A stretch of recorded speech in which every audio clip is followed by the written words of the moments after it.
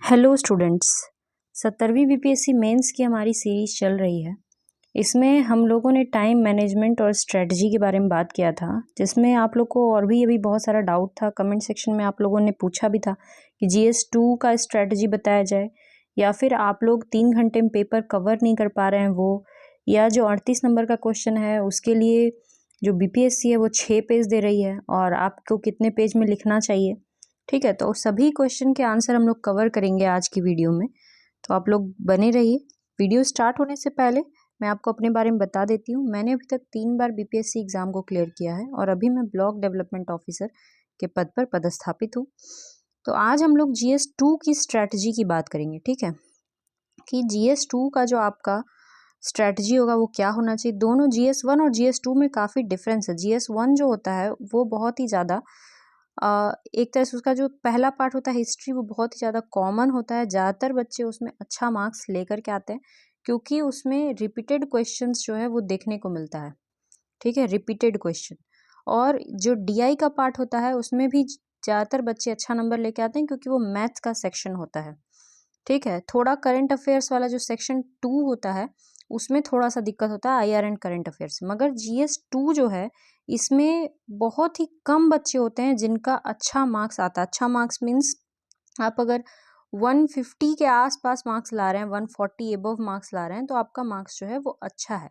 ठीक है, क्योंकि GS2 में बहुत खराब नंबर आता है, बहुत अच्छा मार्क्स का उम्मीद नहीं होता है। बहुत कम ही ऐसे बच्चे होंगे जिनको 170 180 इस तरह का नंबर आता है, नहीं तो GS2 में मार्क्स नहीं उठता है। ठीक है, जितना अधिक आप मार्क्स उठा सकते हैं वो GS1 में उठाया जाता है। मगर GS2 का एक स्ट्रैटेजी है। GS2 को कैसे कवर करना है, कैसे एग्ज़ाम में लिखना है, ठीक है, वो आपको हम बता देते हैं। तो चलिए हम लोग 67th के पेपर से स्टार्ट करेंगे। ये मेरा कॉपी है जो अभी हम आपको दिखाने वाले हैं कि GS2 में हम जो है किस तरह से कौन सा क्वेश्चन बनाए थे, कैसे उसमें क्या मार्क्स दिया गया था। ये एग्ज़ाम का जो पेपर हुआ था हमारा, ये उसकी कॉपी है। ठीक है, ये देखिए एग्ज़ाम मेरा जो है TPS कॉलेज पटना में हुआ था और उसमें कैसे मार्क्स जो है कैसे इवेल्युएशन किया गया है ये आप लोग देख सकते हैं। यहाँ पे मार्किंग किया गया है BPSC के द्वारा। जैसे क्वेश्चन नंबर 1 यहाँ पे 2 नंबर इस पेज पे आया है। ठीक है, इसके बाद जो दूसरा पेज है, फिर यहाँ दूसरे वाले पेज पे भी उसी तरह से लिखा गया है कि क्वेश्चन नंबर 1 2 नंबर और। ठीक है, फिर अगले वाले पेज पे फिर उसी तरह से लिखा गया है क्वेश्चन नंबर 1 3 नंबर और। तो इस तरह से पेज वाइज मार्किंग जो है वो BPSC ने उस टाइम पे किया था। तो देखिए जो GS पेपर 2 होता है ना, आप एक चीज़ समझिए, अगर आप लोग क्वेश्चन को समझ जाएंगे कि क्या पूछ रहा है, ठीक है, अगर आप उसका सब हेडिंग निकालने सीख जाएंगे तो आप 4-5 पेज आराम से लिख सकते हैं, बिल्कुल भी दिक्कत नहीं होगा। ठीक है, सब हेडिंग अगर आप निकालने सीख जाएं। देखिए एक क्वेश्चन से आपको हम बताते हैं। जैसे मान लीजिए ये है आपका एक क्वेश्चन है, ये वाला क्वेश्चन पढ़िए। 6 नंबर क्वेश्चन है कि it is said that Jeevika BRLPS is a tool of women empowerment. Jeevika के बारे में आप लोग सब सुने होंगे, जो महिलाएं सब 10-10 रुपया जमा करती हैं और जीविका का काम करती हैं। तो ये बोल रहा है कि it is said that Jeevika is a tool of women empowerment, give an introduction of this project.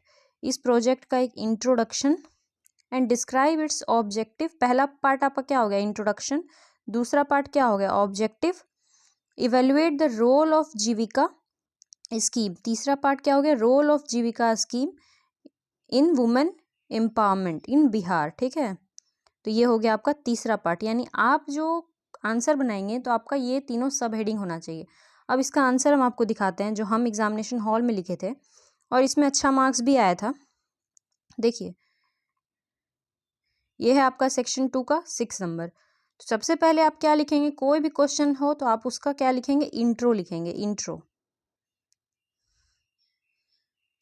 ठीक है, ये देखिए ये वाला मिट नहीं रहा है ये वाला, क्योंकि ये चेकिंग उनके द्वारा ही किया गया है जो इवेलुएटर होंगे।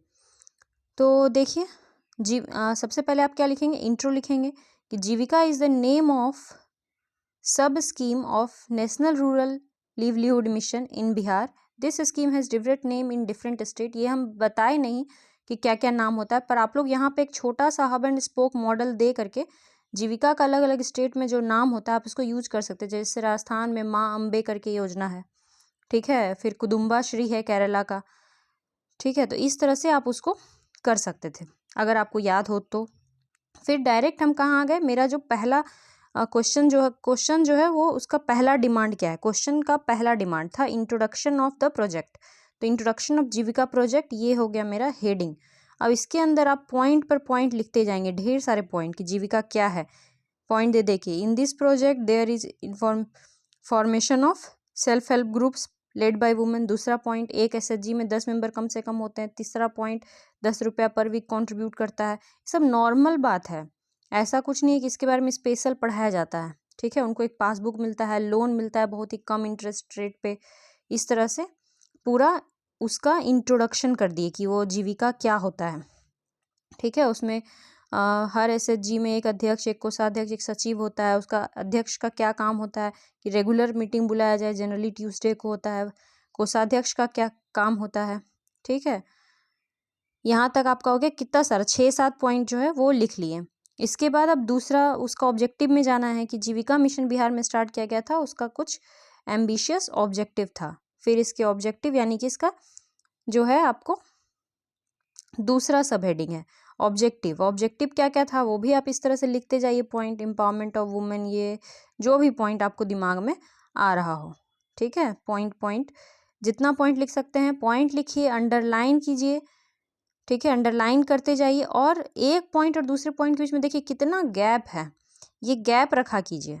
इससे आपका जो पेज है ना वो खुद भरेगा। 4 से 5 पेज लिखना कोई बड़ा बात नहीं है एग्जाम में, आप लिख सकते हैं। अगर आप प्रैक्टिस करेंगे आप आराम से लिख सकते हैं, ठीक है। और इसका तीसरा सब हेडिंग क्या था, तीसरा डिमांड क्वेश्चन का, कि role played by Jeevika scheme in women empowerment in Bihar. तो पूरा भी लिख सकते थे लेकिन एग्जाम में उतना टाइम नहीं होता, बस हम लिख दिए role played by Jeevika scheme. फिर उसमें क्या क्या रोल जीविका स्कीम ने प्ले किया, वो जैसे उस टाइम पे 4 ही लिखे थे क्योंकि हमको 4 पेज ही कंप्लीट करना था। लेकिन अभी आपके पास जो बीपीएससी है वो 6 पेज दे रही है। एकाध पेज छूट भी जाए कोई दिक्कत नहीं है, आपको फोकस करना है डिमांड ऑफ द क्वेश्चन, ठीक है। क्या चीज़ पे फोकस करना है, demand of the question. Question का डिमांड मीट कीजिए, क्वेश्चन जितना पार्ट में बटा हुआ हर एक पार्ट का आंसर दीजिए। बस आपका 1-1.5 पेज छूट भी जाता है कोई दिक्कत नहीं है, टॉपर्स लोग का भी छूटता है 1-1.5 पेज। अगर आप सोचेंगे कि हम पूरा 6 पेज जो दिया है सब हम पूरा कर दें तो आपका क्वेश्चन फिर छूटेगा बाद वाला। तो ये आपको समझना होगा कि आपको क्या करना है, फोकस करना है on the demand of the question. और लास्ट में वे फॉरवर्ड तो लिखना ही है। सबसे पहले इंट्रो लिखना है, उसके बाद क्वेश्चन का जो मांग है वो पूरा करते हुए लास्ट में आपको वे फॉरवर्ड कर देना है, ठीक है। इसी तरह से हम लोग दूसरा भी एक क्वेश्चन डिस्कस कर लेते हैं। जैसे देखिए ये है क्वेश्चन नंबर 7।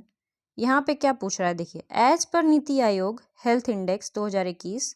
ये क्वेश्चन इस तरह का सवाल तो बहुत ज़्यादा पूछता है GS2 में, मतलब GS2 में भी और GS1 के IR सेक्शन इस सब में भी जो भी रिपोर्ट वगैरह आया रहता है, global hunger index, health index, वो सब पूछा जाता है। तो as per NITI Aayog health index 2021 Bihar का रैंक 18th था out of 19 larger state of India, यानी कि 18वां नंबर पे था 19 में से। List the factor responsible for this pity situation. सबसे पहला पार्ट मिल गया आपको कि बिहार का हेल्थ का जो कवरेज है, ठीक है, हेल्थ इंडेक्स में सबसे खराब स्थिति है, उसका क्या कारण है, factors, what are the factors, ठीक है। तो पहला आपको मिल गया फैक्टर।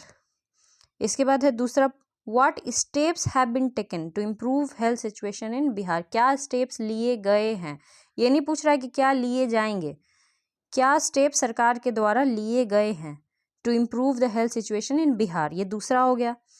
फिर क्या आर दे सफिशिएंट, क्या ये स्टेप जो लिए गए सफिशिएंट है, ये तीसरा हो गया कि no there is need of, क्या है और क्या क्या चीज़ का नीड है, नीड ऑफ द आवर। और लास्ट में फिर आप करेंगे support your answer with fact and figure. ये कह रहा है कि आप जो भी लिखिएगा उसमें आप फैक्ट्स डालिए, फिगर्स डालिए। फैक्ट एंड फिगर का मतलब होता है डेटा डालिए, डेटा डालिए। जैसे 1441 मरीज पे एक डॉक्टर है, इस तरह का डेटा डालिए, ठीक है। तो आपको क्या मिल गया, हेडिंग मिल गया। हमेशा कोशिश कीजिएगा जब भी क्वेश्चन पढ़ें तो अपना ये मार्क कर लें कि इस दिशा में मेरा क्वेश्चन आगे बढ़ेगा। तो आपको ना समय मतलब 15 मिनट में भी आप जो है 4 से 5 पेज लिख सकते हैं, आपको पॉइंट बस तुरंत तुरंत दिमाग में सोचना। अच्छा, एक स्टूडेंट जो है उन्होंने कमेंट में ये भी क्वेश्चन किया था कि लिखते टाइम पॉइंट भूल जाते हैं। देखिए, ये कॉमन प्रॉब्लम है, सबके साथ होता है, मेरे साथ भी ये समस्या होता था।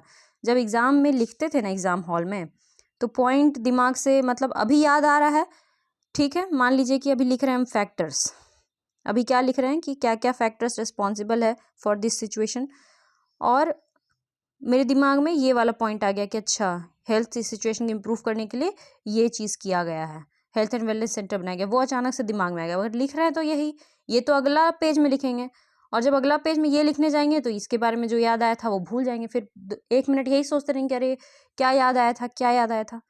तो उसका सॉल्यूशन हम ये निकाले थे कि जैसे ही हमको कोई भी पॉइंट याद आता था किसी भी क्वेश्चन के बारे में या किसी जो हमको आगे लिखना है, तो उस पॉइंट को हम जो पीछे रफ एरिया आपको दिया हुआ रहेगा वहाँ पे लिख लेते थे, या फिर क्वेश्चन पेपर में ही वहीं पर ऐसे एरो बना के लिख लेते थे। फिर बाद में जब आंसर लिखने जाते थे तो वो पॉइंट वहाँ इनरोल कर देते थे। तो जब कोई पॉइंट दिमाग में जैसे आए उसको उसी समय वहाँ पे लिख लिया कीजिएगा आप लोग, ठीक है। क्योंकि हो सकता है कि एग्ज़ाम में इतना प्रेशर है ना कि दिमाग में पॉइंट आएगा जाएगा, बहुत सारी चीज़ें आएंगी जाएंगी और दिमाग से सब चीज़ भूलते जाएंगे, तो ये कीजिएगा। चलिए 7 नंबर जो नीति आयोग वाला क्वेश्चन है इसका हम लोग आंसर देख लेते हैं। सारा एक एक क्वेश्चन का आंसर हम नहीं आपको बताएंगे, पीडीएफ जो है वो टेलीग्राम ग्रुप में डाल दिया जाएगा, वहाँ से जाके पूरा पीडीएफ पढ़ लेना कि कैसे कैसे बनाया गया है, ठीक है।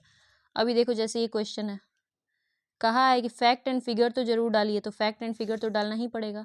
अब देखिए, इन NITI Aayog health index Bihar got very lower rank, तो क्वेश्चन में बताया हुआ है, but this is not only one data in national family health survey 5, ये अलग से एक डेटा हम डाले, याद नहीं था, ठीक है बस ऐसे ही जो आपके दिमाग में आए, मगर है कि ब्लफ नहीं करना है, जो इवेल्युएटर उसको ब्लफ नहीं करना है आपको। नेशनल फैमिली हेल्थ सर्वे एक होता है, साल में कभी कभी आता है, और जितना भी हेल्थ का डेटा हो जो कुछ भी हो उस सब में बिहार का स्थिति तो खराब ही है ना, तो इस तरह से आप जो कॉमन चीज़ है ना वो आप लिख सकते हैं, ठीक है।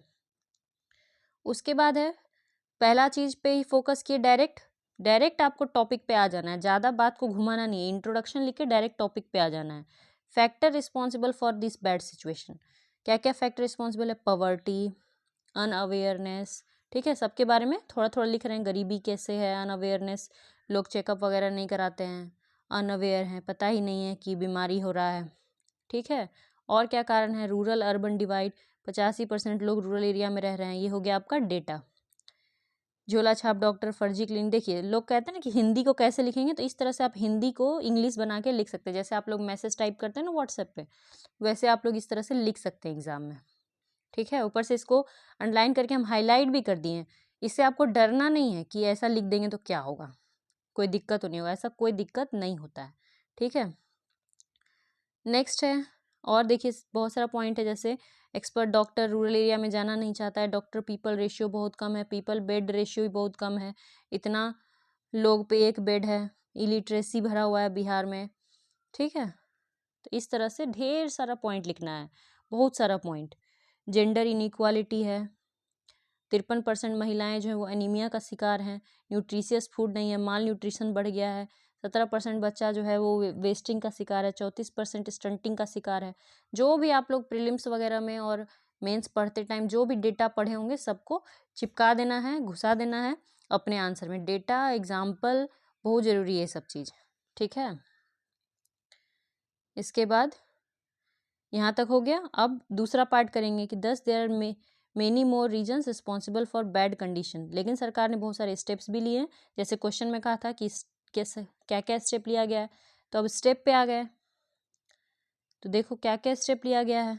तो जैसे 7 निश्चय पार्ट 2 में गोल दिया गया था हेल्थ फॉर ऑल, फिर और ये सब स्टेप लिया गया, primary health centre, common health centre, बहुत सारा जेनरिक मेडिसिन, पीएम बीजेपी करके भारतीय जन औषधि परियोजना का खोला गया दुकान वगैरह, वो सब सरकार का है। लोहिया स्वच्छ बिहार अभियान, कुष्ठ निवारण, इस तरह से भी लिख सकते हैं, कुष्ठ रोग निवारण योजना, free medicine to TB patient, ठीक है।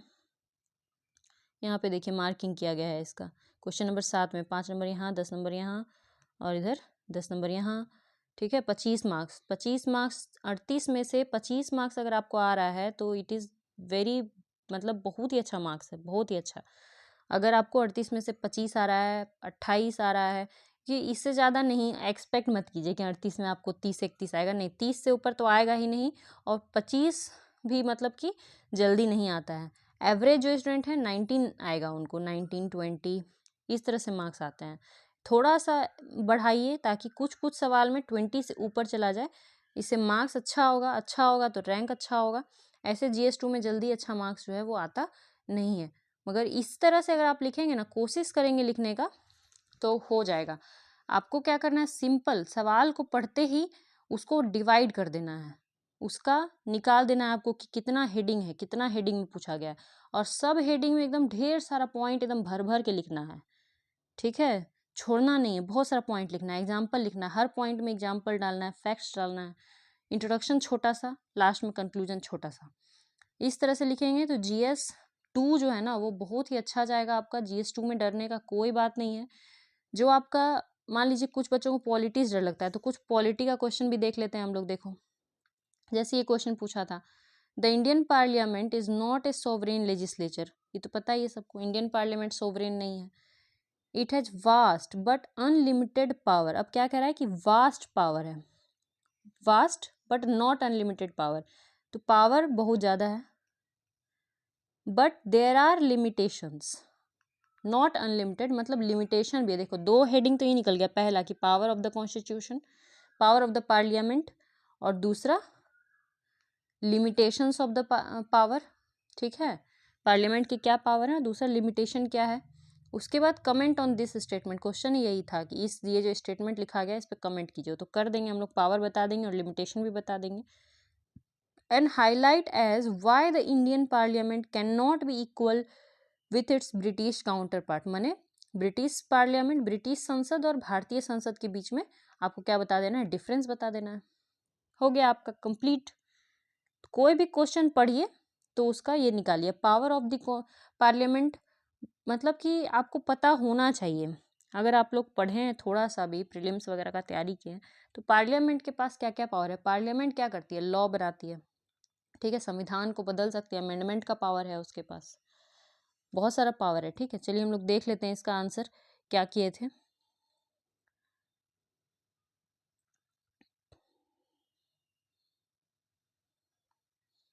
देखिए, यहाँ से शुरू हुआ कि India adopted parliamentary form of democracy due to our legacy as a British colony.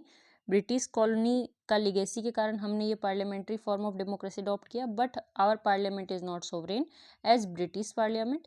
जैसा ही कहा जाता है कि ब्रिटिश पार्लियामेंट मतलब ब्रिटिश पार्लियामेंट से कंपैरिजन है ना क्वेश्चन में, तो इसीलिए यहीं पे कंपेयर हो गया कि ब्रिटिश पार्लियामेंट सोवरेन है, हमारा नहीं है। ब्रिटिश पार्लियामेंट के पास इमेंस पावर है।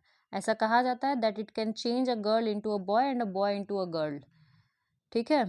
इसके सिवा ये सब कुछ कर सकता है। ऐसा कहा जाता है कि ब्रिटिश पार्लियामेंट जो है वो एक लड़का को एक लड़की बनाने और एक लड़की को लड़का बनाने के सिवा सब कुछ कर सकता है।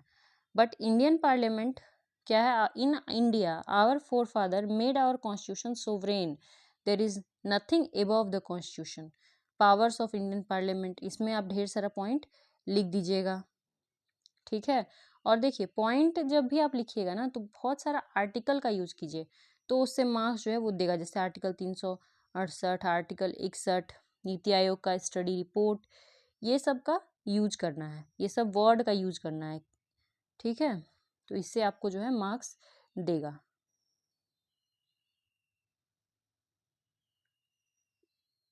Limitations of the parliament, article 13 judicial review, basic structure, Kesavananda Bharati case, ठीक है। सब हेडिंग डाल करके 4 to 5 पॉइंट जो है वो डालना होता है। ये देखिए, ये जो चीज़ है ना, ये ऑलरेडी क्या करना है आपको, 4 to 5 पॉइंट्स जो है वो डालना है, ठीक है। Basic structure, Kesavananda Bharati case, article 32, article 226,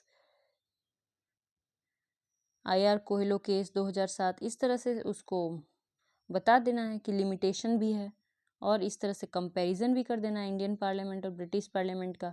कितना, 5 पॉइंट में कंपैरिजन है, आपको ज़्यादा आता है तो ज़्यादा पॉइंट में भी कर सकते हैं।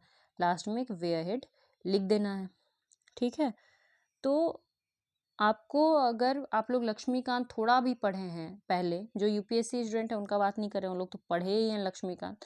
जो बीपीएससी के लिए तैयारी कर रहे हैं, अगर लक्ष्मीकांत थोड़ा भी पढ़े हैं तो आप लोग का ये कवर हो जाएगा। और अगर नहीं पढ़े हैं, ठीक है, तो अभी भी आपके पास समय है। कोई कोई हम चैप्टर बताते हैं, उसको जरूर पढ़ लीजिएगा। वहीं से क्वेश्चन जो है वो जनरली पूछा जाता है। जैसे एक चैप्टर है आपका, एक तो आप फंडामेंटल राइट्स जरूर पढ़ लीजिएगा, ठीक है, फंडामेंटल ड्यूटीज पढ़ लीजिएगा। उसके बाद आप fundamental rights, fundamental duties, preamble पढ़ लीजिएगा। पार्लियामेंट चैप्टर बहुत बड़ा है, तो आप जो ये 2 नंबर चैप्टर है, salient feature of the constitution, वो चैप्टर पढ़ लीजिएगा, ठीक है, salient feature of the constitution. DPSP, ठीक है, प्रेसिडेंट का पावर क्या है, पावर ऑफ प्रेसिडेंट 65th में पूछा हुआ था, ठीक है। इतना आप लोग पढ़ लीजिएगा, थोड़ा बहुत, इतना से तो लगभग चीज़ आपका कवर हो जाएगा। तो कोशिश कीजिएगा कि थोड़ा नोट्स बना ले या फिर कम से कम पढ़ ले। तो ये हो गया आपका GS2 का स्ट्रेटजी। GS2 में और आपको अगर कुछ समझ में नहीं आ रहा है, ठीक है, जो तीसरा सेक्शन है साइंस एंड टेक, वो भी ऐसा ही है। सारा सेक्शन, चाहे पेपर सेक्शन 1 हो, सेक्शन 2 या सेक्शन 3 हो, सारा सेक्शन में आपको हर क्वेश्चन में बस दिमाग लगा के सब हेडिंग खोजना है और हर सब हेडिंग के नीचे 5, 6, 7 पॉइंट, जितना पॉइंट लिख सकते हैं उतना पॉइंट लिखिए। लेकिन टाइम जो है उस पर ध्यान रखिएगा, 3 ही घंटा है। क्वेश्चन का मात्रा बड़े बढ़ा दिया है, ठीक है, 8 नंबर का 5 तो क्वेश्चन कर दिया है सेक्शन 1 और सेक्शन 2 में, फिर 38 नंबर का 2 क्वेश्चन है ही। तो क्वेश्चन की संख्या बढ़ा दी गई है मगर टाइम नहीं बढ़ाया गया है। पेज भी बढ़ा दिया है पर टाइम नहीं बढ़ाया है।